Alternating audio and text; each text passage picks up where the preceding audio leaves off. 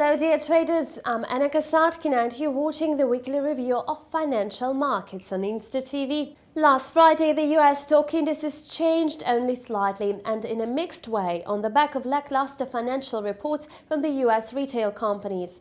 During the Friday trades, the Nasdaq Composite edged up by 0.1% to 6,121.23. Over the week, the index gained 0.3%, closing the fourth week with growth.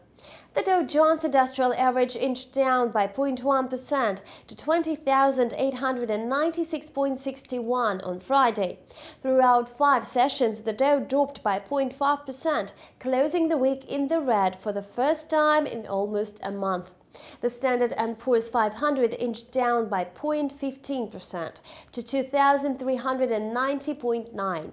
The index weekly decline made up 0.4%. The S&P 500 closed the week in negative zone for the first time in almost 2 months. Retail sales in the US rose by 0.4% on comparison with the previous month. Analysts had projected a faster growth of 0.5%. Meanwhile, the US consumer prices climbed by 0.2% last month on a monthly basis and by 2.2% in annual terms.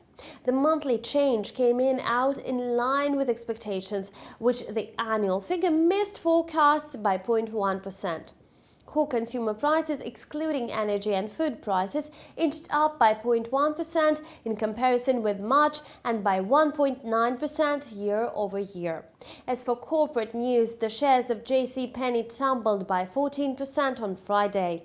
The American department store chain extended their net losses in the first quarter and its revenue fell short of expectations. Last quarter, same-store sales dropped by 3.5%, down from expectation for a 0.7% decline.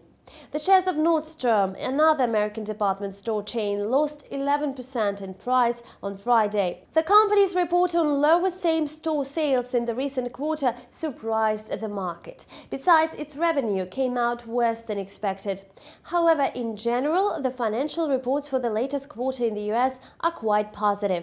According to CFRA research, earnings growth rates of the US companies might become the highest since 2011.